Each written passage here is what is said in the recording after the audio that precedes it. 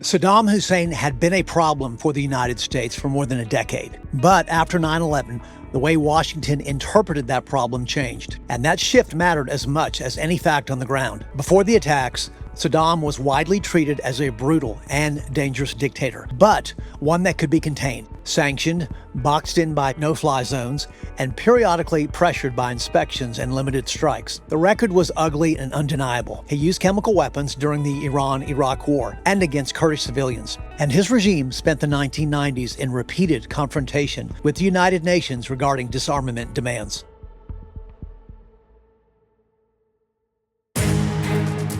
Welcome to Chasing Power. I'm your host, Charles Denyer, and tonight we step into the presidency of George W. Bush at the intersection of conviction and consequence, where decisions forged in the aftermath of 9/11 carried the United States deep into war with Iraq, reshaping American power abroad, and where a devastating storm in New Orleans would later expose the limits of leadership, competence, and public trust at home. On my orders, coalition forces have begun striking selected targets of military importance to undermine Saddam Hussein's ability to wage war. Earlier today, Senator Kerry called with his congratulations. The voters turned out in record numbers and delivered an historic victory. The city of New Orleans is in a state of emergency beyond anything that local officials say they can even describe. New Orleans is not a functioning city anymore. 899 U.S. troops were killed across the country, making 2007 the deadliest year for the military since the invasion began almost 5 years ago. Welcome to Chasing Power, the path to Pennsylvania Avenue, a Charles Denyer Productions podcast. Ask not what your country can do for you. Ask what you can do for your country. Mr. Gorbachev, tear down this wall. And the people who knock these buildings down will hear all of us soon. The audacity of hope. America, you've vindicated that hope. And we will make America great again. The road to Iraq did not begin in Baghdad. It began in the smoke of September 11th, 2001. In fear, in urgency, and in a White House determined never to be caught flat-footed again. In the months after the Twin Towers fell, President George W. Bush and his inner circle came to see the world through a singular, uncompromising lens. The next attack must be prevented, not responded to. That philosophy would soon harden into policy, and nowhere did it crystallize more dangerously than Iraq. Saddam Hussein had been a problem for the United States for more than a decade. But after 9/11, the way Washington interpreted that problem changed. And that shift mattered as much as any fact on the ground. Before the attacks, Saddam was widely treated as a brutal and dangerous dictator, but one that could be contained, sanctioned, boxed in by no-fly zones, and periodically pressured by inspections and limited strikes. The record was ugly and undeniable. He used chemical weapons during the Iran-Iraq War and against Kurdish civilians. And his regime spent the 1990s in repeated confrontation with the United Nations regarding disarmament demands. After 9/11, containment began to feel like a gamble. The central fear inside the Bush administration wasn't simply that Saddam was hostile. It was that time and uncertainty now carried a new kind of cost. If the United States waited for perfect clarity and later faced a catastrophic surprise, the political and moral consequences would be unbearable. That psychological reweighting turned unknowns into accelerants and also reframed Saddam from a managed threat into what the Bush administration now casts as a potential future catastrophe, especially if Iraq possessed or regained weapons of mass destruction capabilities. But the intelligence picture was at best uneven. The October 2002 National Intelligence Estimate contained strong judgments about suspected chemical and biological capabilities, while also reflecting notable gaps in analytic assumptions in several areas. The most explosive nuclear-related narrative rested on contested interpretations, most famously the aluminum tubes dispute, and on claims about uranium from Africa that later collapsed when the IAEA told the UN Security Council the underlying documents were not authentic. Later reviews would conclude that U.S. pre-war weapons of mass destruction judgments were dead wrong in key respects, highlighting just how thin and unreliable portions of the supporting evidence had been. And yet, uncertainty did not slow the momentum. In fact, it sped it up. In that post-9/11 environment, ambiguity didn't read as "we don't know," it read as "we can't afford to be wrong later." The argument became less about proving what Saddam had and more about what he might have and what he could rebuild, and what the United States would do if it waited and paid the price. This is the hinge, the transformation of intelligence gaps into strategic urgency, where the absence of definitive proof was treated not as a break, but as a reason to act before the next shock arrived. Vice President Dick Cheney warned of a 1% doctrine. If there was even a small chance of catastrophic harm, the United States had to act as if it were certain. As for Secretary of Defense Donald Rumsfeld, he dismissed doubts about the intelligence as bureaucratic inertia.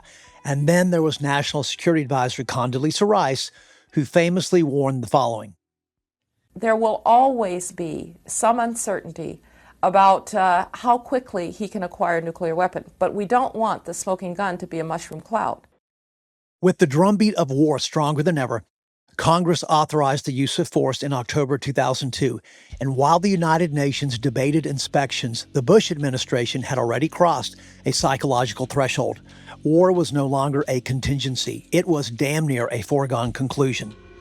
In February 2003, that momentum reached its most public and consequential moment when Secretary of State Colin Powell went before the United Nations Security Council to make the case against Saddam Hussein. Powell was widely viewed, both domestically and internationally, as the most credible and cautious voice inside the Bush administration.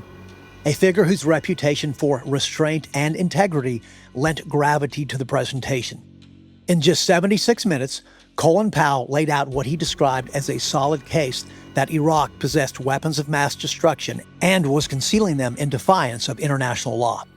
He cited intercepted communications, satellite imagery, mobile weapons labs, and alleged ties between Iraq and terrorist networks, framing Saddam not as a distant menace, but as an imminent danger in a post-9/11 world. He would mention the phrase weapons of mass destruction 17 times, even holding up a vial, claiming it represented the size of potential Iraqi anthrax. You have to understand, Colin Powell was a soldier to his core, a man shaped by chain of command and duty. When President George W. Bush told him he would deliver the case against Saddam Hussein at the United Nations, Powell did not view refusal as an option. In his mind, anything less than compliance would have bordered on insubordination. That sense of duty, however, did not prevent him from offering a stark private warning. Powell invoked what became known as the Pottery Barn rule. You break it, you own it. If the Iraqi state were shattered, the United States would inherit responsibility, not only for winning the war, but for everything that came after it. You're going to be the proud owner of 25 million people, Powell cautioned Bush before the invasion. You will own all their hopes, aspirations, and problems. You'll own it all. It was a warning grounded not in ideology, but in hard-earned experience, one that history would soon test with unforgiving clarity. As for Powell's speech, much of the intelligence he presented was fragmented, disputed, or later proven completely false. Some analysts had warned that the evidence was circumstantial and overstated, but the urgency of the moment and the administration's determination to act left little room for public doubt. Colin Powell himself would later call the speech a blot on his record. Some of the information I presented, which was multi-source, was wrong. And it is a blot on my record. But, there's nothing I can do to change that blot. Acknowledging that he had relied on intelligence that did not withstand scrutiny. At the time, however, the speech served its purpose. It crystallized the administration's argument, rallied domestic support, and signaled that the path to war had moved from internal deliberation to irreversible action on the world stage. On March 19, 2003, the invasion began. My fellow citizens, at this hour, American and coalition forces are in the early stages of military operations to disarm Iraq. Shock and awe lit up Baghdad's skyline as U.S. forces launched a rapid, overwhelming campaign designed to collapse Saddam Hussein's regime with speed and spectacle. Within weeks, the government fell, statues of Saddam were toppled in public squares, broadcast around the world as symbols of liberation and victory. Aboard the USS Abraham Lincoln, President George W. Bush famously declared major combat operations over. Major combat operations in Iraq have ended. In the Battle of Iraq, the United States and our allies have prevailed. While standing beneath a banner reading "Mission Accomplished," two words that would later haunt the contrast between swift victory and the chaos that followed.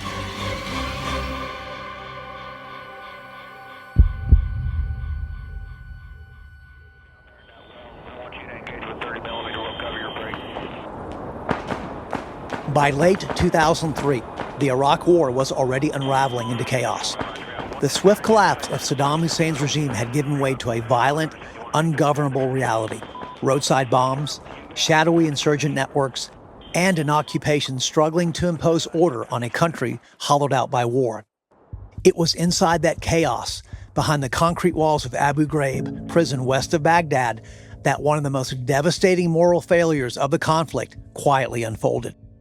Abu Ghraib was more than a detention facility. Under Saddam, it had been a place of ultimate terror. Under American control, it was supposed to symbolize liberation and law. Instead, it became a mirror of the very abuses the war claimed to end. In late 2003, U.S. personnel subjected Iraqi detainees to systematic humiliation and abuse. Stripped naked, threatened with dogs, stacked in pyramids, wired as if for execution. These were not isolated lapses in discipline. They were repeated acts, photographed, normalized, and ignored until exposure made silence impossible. When the images surfaced in April 2004, the impact was immediate and global. Hooded prisoners and smiling soldiers collapsed the moral narrative of the war in an instant. Investigations followed, low-ranking soldiers were punished. A later report confirmed what the photographs made undeniable. The abuse was real, systemic, and known. Accountability, however, stopped short of senior leadership. And then the aftermath arrived. No stockpiles of weapons of mass destruction were found. None. The central justification for the war completely collapsed under scrutiny. What followed was not merely misfortune, but a series of decisions now regarded as monumental errors. None more consequential than the issuance of two orders made by Paul Bremer, the head of the Coalition Provisional Authority. With the stroke of a pen, Bremer disbanded the Iraqi army, instantly casting hundreds of thousands of armed, trained men into unemployment, humiliation, and rage. Furthermore, his sweeping policy of de-Baathification purged Iraqi civil service, ministries, and institutions of anyone remotely associated with Saddam's regime. In effect, hollowing out the state just as order was most desperately needed. The result was a catastrophic power vacuum, a crippled bureaucracy, and a population left without security, services, or faith in the occupying authority. So what happened? Well, an insurgency took root almost immediately. Fueled by those very decisions, sectarian tensions held in check exploded into open violence. Soon thereafter, Iraq fractured along ethnic and religious lines as bombings, assassinations, and reprisals became routine. What had been sold as a swift, preemptive strike to decapitate Saddam Hussein and his regime turned into a conflict that claimed hundreds of thousands of lives, consumed trillions of dollars, destabilized an entire region, and left both Iraq and the United States far worse off than publicly anticipated. The supporters of the war argue President George W. Bush acted in good faith, guided by the intelligence consensus of the time and the psychological shock of September 11th. Critics counter that intelligence was cherry-picked, dissent sidelined, and the risks of occupation catastrophically underestimated. An indictment later echoed by bipartisan investigations and post-war assessments. So history is left with an uncomfortable question. Was the Iraq War a tragic miscalculation born of fear, or a deliberate gamble compounded by reckless decisions that shattered American credibility and unleashed forces no one could control? And once a president commits a nation to war on conviction rather than certainty, can the consequences ever truly be contained?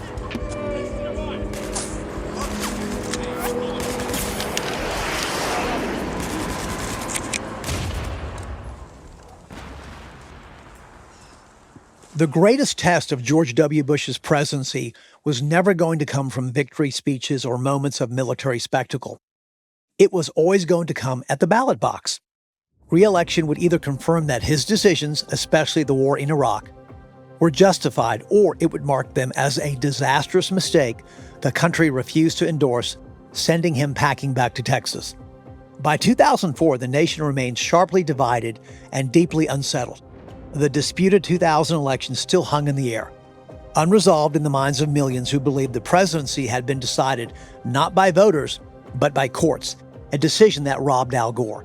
And as for Al Gore, his decision not to run again in 2004 removed a familiar opponent, but it did not remove the anger, the suspicion, or the sense that something fundamental had broken in American democracy. Meanwhile, Iraq was unraveling. The invasion had been swift, but the occupation had descended into almost complete chaos.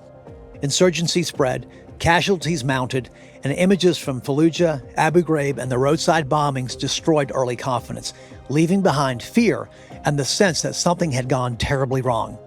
What had been sold as a decisive blow against tyranny increasingly resembled a grinding, open-ended conflict with no clear exit. And for a time, George W. Bush looked extremely vulnerable. John Kerry, his opponent, positioned himself as a war veteran who understood both the necessity of force and the cost of misjudgment. With the country exhausted, polarized, and anxious, the election appeared poised to become a referendum on Iraq itself. In the end, the presidency came down to Ohio. Through the night, the outcome hung in limbo, too close to call, too consequential to rush. By morning, the math had hardened. John Kerry called to concede. George W. Bush had survived. The margin was narrow, the mandate thin, but the result was final. The second term did not deliver vindication. It delivered continuation. For the Bush administration, Iraq would not be reconsidered, reversed, or escaped. Its consequences, intended and unintended, were now firmly and forever attached to George W. Bush's presidency, inseparable from his name and impossible for history to ignore. But even with the election settled, a far more unforgiving test loomed, one that would arrive not from a foreign battlefield, but from the Gulf of Mexico.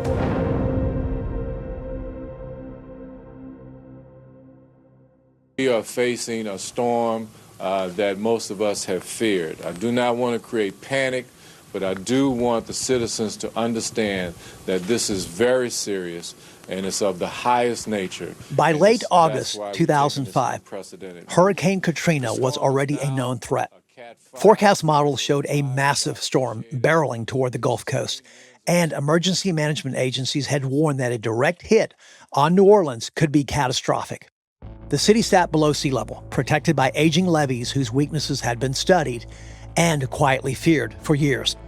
When Katrina made landfall on August 29th, it wasn't just a natural disaster. It was a test of government competence at every level, and the federal government failed it spectacularly.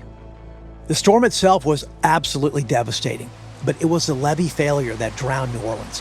According to the U.S. Army Corps of Engineers, more than 50 breaches occurred, flooding roughly 80% of the city. Thousands were stranded in attics, on rooftops, in the Superdome, and at the convention center without food, water, electricity, or adequate medical care. And in the Superdome, conditions collapsed into absolute chaos. What had been designated as a shelter of last resort became a humanitarian nightmare. Tens of thousands were packed inside a darkened, sweltering stadium with failed generators, overflowing toilets, and little to no food or water. Medical needs went unmet as supplies ran out and staff were overwhelmed. The stench of sewage, trash, and human waste filled the air.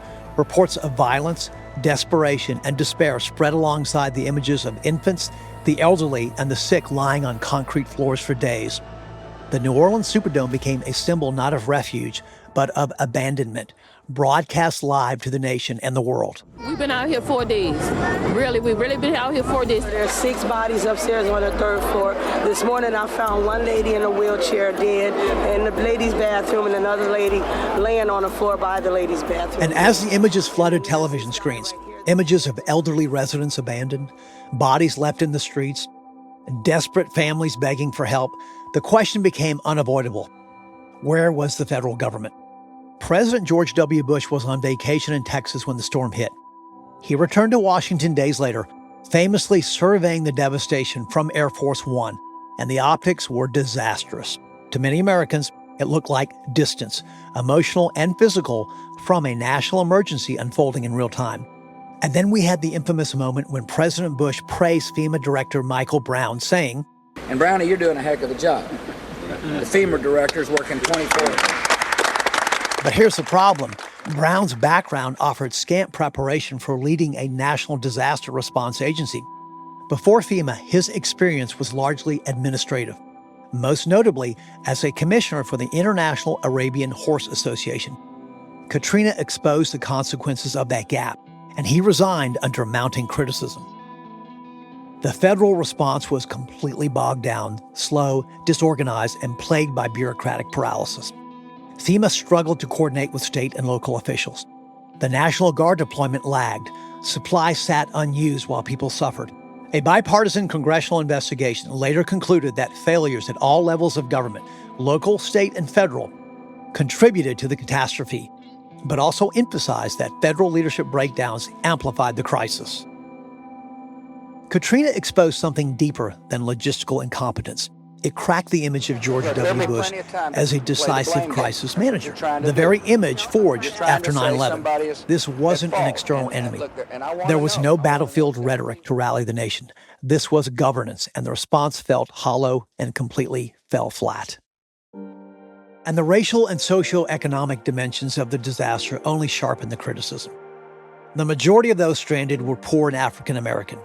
And then there was Kanye West's unscripted declaration, "George Bush doesn't care about black people," which cut through the noise and became a cultural lightning bolt, wounding Bush's presidency that was already in freefall after the ongoing post-invasion debacle in Iraq. Katrina became a symbolic turning point, the moment when the aura of competence collapsed, when Americans stopped believing that the government, under this president, could protect them in a crisis not framed as war. If 9/11 had transformed George W. Bush into a wartime leader, Hurricane Katrina transformed him into something else entirely. A president that was vulnerable, human, fallible, and completely exposed. George W. Bush's presidency was never only about war. Even as foreign crises consumed the headlines, Bush entered office with a deeply personal domestic vision, one shaped by faith, morality, and a belief that government should partner with communities rather than replace them. He called it compassionate conservatism. And for a time, it worked. Early in his presidency, Bush pushed through No Child Left Behind, a sweeping education reform that expanded federal oversight of public schools while demanding accountability through standardized testing. Supporters hailed it as a long overdue reckoning for failing schools. Critics argued it incentivized teaching a certain way and punished underfunded districts. Still, it passed with bipartisan support, an increasingly rare feat in Washington. And as for his faith, that remained central. Bush spoke openly about his Christian beliefs. As you might remember, I drank too much at one time in my life. I understand faith-based programs. Crediting religion with helping him overcome alcoholism and shaping his moral compass. He expanded funding for faith-based initiatives, allowing religious organizations to compete for federal grants, another polarizing move praised by conservatives but criticized by civil libertarians. For many observers, both supporters and critics, George W. Bush's open, unapologetic Christianity became one of the most debated lenses through which his presidency was interpreted. Bush spoke frequently about faith as a moral compass, a source of personal redemption and a guide for decision-making. But to a large portion of the public, especially in academic, foreign policy, and in intelligence circles, that faith raised unsettling questions. The concern was not that Bush was religious, okay? That is not the issue here. It was how religion appeared to intersect with power and ultimately in the decisions he made as President of the United States, especially in the global war on terror. In a post-Cold War world defined by ambiguity, gray zones, and asymmetric threats, Bush often framed global conflict in stark moral terms: good versus evil, us versus them. And after 9/11, that language intensified. He spoke of an axis of evil, of freedom battling tyranny, of divine purpose intertwined with American resolve. To critics, this sounded less like strategic realism and more like naive moral absolutism, a worldview that risked oversimplifying complex geopolitical realities. So we ask, was George W. Bush guided by belief or blinded by it? That question haunted his presidency, especially as wars dragged on and outcomes diverged sharply from intentions. For many, it symbolized the danger of governing a fractured, pluralistic world with a theology of certainty. And that tension between conviction and complexity remains one of the most enduring and unsettling debates of the George W. Bush era. And then came Medicare Part D in 2003, a massive expansion of prescription drug coverage for seniors. It was the largest entitlement expansion since the Great Society, passed under Republican leadership. Conservatives balked at the cost. Liberals criticized its reliance on private insurers, but for millions of seniors, it did deliver real relief. And yet, beneath that surface, structural fault lines were growing.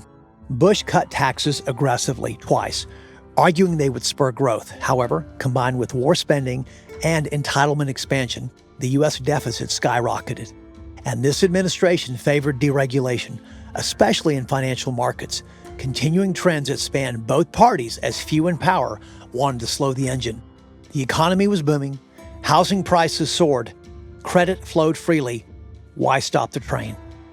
Then, however, in 2007, the cracks appeared, cracks that would spread through Wall Street and Main Street alike, dragging the world into a financial reckoning few saw coming and even fewer were prepared to stop. That and much more up next on Part 3 of George W. Bush.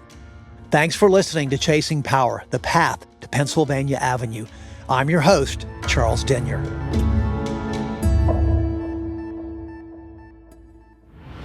Before we wrap up, don't miss out on Charles's 2 other powerhouse podcasts. Want weekly intel on the national security threats most never see? Threat Level Red delivers hard-hitting updates on rogue nations, global conflicts, cyber warfare, and more, all revealed with unflinching clarity. And for leaders navigating today's digital world, The Brief with Charles Denyer is your trusted guide to cybersecurity, compliance, risk, and AI. Subscribe now on Apple Podcasts, Spotify, and YouTube. Chasing Power, The Path to Pennsylvania Avenue is a Charles Denyer Productions podcast. All opinions expressed are those of the host and do not reflect the official positions of any political organization, government agency, or private institution. This podcast is for news reporting, commentary, and criticism. We use excerpts, clips, and quotations from political events and other copyrighted works under the Fair Use Doctrine. All rights in those works remain with their respective owners. The views expressed are our own and do not represent any other entity.